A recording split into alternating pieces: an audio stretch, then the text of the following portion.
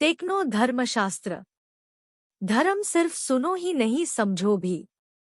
कृपया like share और subscribe करें। कार्तिक मास महात्म्य कथा अध्याय 2।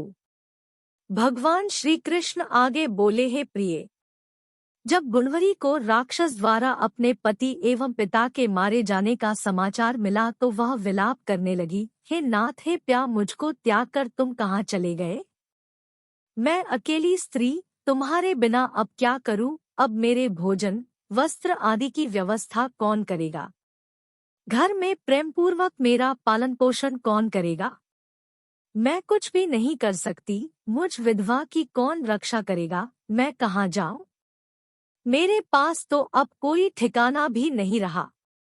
इस प्रकार विलाप करते हुए गुणवती चक्कर खाकर धरती पर गिर पड़ी और बेहोश हो गई। बहुत देर बाद जब उसे होश आया तो वह पहले की ही भांति करुण विलाप करते हुए शोक सागर में डूब गई। कुछ समय के पश्चात जब वह संभली तो उसे ध्यान आया कि पिता और पति की मृत्यु के बाद मुझे उनकी क्रिया करनी चाहिए, जिससे उनकी गति हो सके। इसलिए उसने अपने घर का सारा सामान बेच दिया और उससे प्राप्त धन से उसने अपने पिता एवं पति का श्राद्ध आदि कर्म किया। तत्पश्चात वह उसी नगर में रहते हुए आठों पहर भगवान विष्णु की भक्ति करने लगी। उसने मृत्यु पर्यंत तक नियमपूर्वक सभी एकादशियों का व्रत और कार्तिक महीने में उपवास एवं व्रत किए। हे प्रिय, एकादशी और कार्तिक व्रत मुझे बहुत ही प्रिय है। इनसे मुक्ति, भुक्ति, पुत्र तथा संपत्ति प्राप्त होती है। कार्तिक मास में जब तुला राशि पर सूर्य आता है तब ब्रह्म मुहूर्त में उठकर स्नान करने व व्रत व उपवास करने वाले मनुष्य मुझे बहुत प्रिय हैं, क्योंकि यदि उन्होंने पाप भी किए हों तो भी स्नान व व्रत के प्रभाव से उन्हें मोक्ष प्राप्त हो जाता है।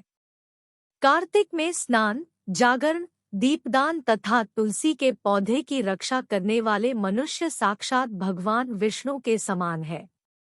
कार्तिक मास में मंदिर में झाड़ू लगाने वाले, स्वस्तिक बनाने वाले तथा भगवान विष्णु की पूजा करने वाले मनुष्य जन्म मरण के चक्कर से छुटकारा पा जाते हैं। यह सुनकर गुणवती भी प्रतिवर्ष श्रद्धापूर्वक कार्तिक का व्रत और भगवान विष्णु की पूजा करने लगी। हे प्रिय, एक बार उसे ज्वर हो गया और वह बहुत कमजोर भी हो गई, फिर भी वह किसी प्रकार गंगा स्नान के लिए चली गई। गंगा तक तो वह पहुंच गई, परंतु शीत के कारण वह बुरी तरह से कांप रही थी।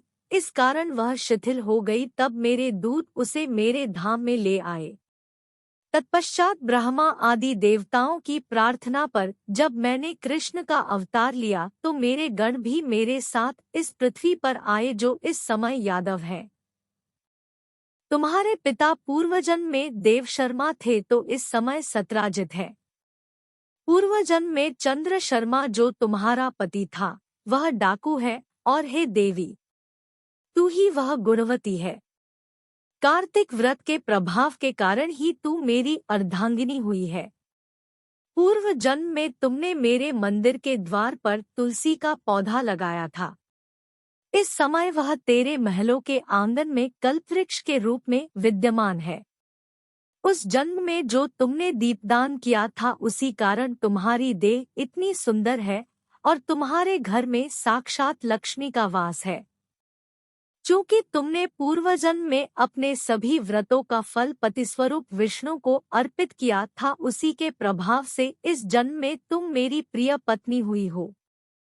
पूर्वजन्म में तुमने नियम पूर्वक जो कार्तिक मास का व्रत किया था उसी के कारण मेरा और तुम्हारा कभी वियोग नहीं होगा। इस प्रकार कार्तिक मास में व्रत आदि करने वाले मनुष्य मुझे तुम्हारे समान प्रिय हैं। दूसरे जप तप, यज्ञ, दान आदि करने से प्राप्त फल कार्तिक मास में किए गए व्रत के फल से बहुत थोड़ा होता है, अर्थात कार्तिक मास के व्रतों का 16वां भाग भी नहीं होता है। इस प्रकार सत्यभामा भगवान श्री कृष्ण के मुख से अपने पूर्वजन्म के पुण्य का प्रभाव सुनकर बहुत प्रसन्न हुई।